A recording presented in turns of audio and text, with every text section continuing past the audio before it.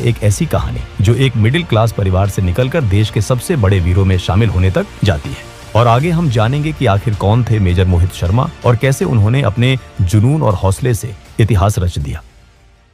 13 जनवरी 1978 को हरियाणा में जन्मे मोहित शर्मा के पिता राजेंद्र शर्मा पंजाब नेशनल बैंक में अधिकारी थे और मां सुशीला शर्मा दिल्ली जल बोर्ड में काम करती थी। घर का माहौल अनुशासन और पढ़ाई से भरा हुआ था। मोहित अपने बड़े भाई मधुर शर्मा के बेहद करीब थे। उम्र में सिर्फ 13 महीने का फर्क था, लेकिन सोच में दोनों बिल्कुल अलग थे। माता पिता चाहते थे कि दोनों बेटे इंजीनियर बने और एक सुरक्षित जिंदगी जिए, लेकिन मधुर शर्मा का सपना था एयर फोर्स में जाना। वो एनडीए की तैयारी करते हैं लेकिन सिलेक्ट नहीं हो पाता। माता पिता की इच्छा के अनुसार मधुर इंजीनियरिंग में चले जाते हैं, लेकिन सेना का सपना घर के छोटे बेटे मोहित शर्मा के मन में बैठ जाता है। स्कूल के दिनों से ही मोहित शर्मा पढ़ाई में अच्छे थे, लेकिन उनके भीतर कुछ अलग था। 1995 में दिल्ली पब्लिक स्कूल गाजियाबाद से 12वीं पास करने के बाद परिवार के दबाव में उन्होंने महाराष्ट्र के श्री संत Gajanan Maharaj college of engineering में एडमिशन ले ली। बाहर से सब कुछ नॉर्मल लग रहा था, लेकिन हॉस्टल के उस कमरे में बैठा मोहित शर्मा हर दिन एक अलग ही जंग लड़ रहा था। जब बाकी छात्र इंजीनियरिंग की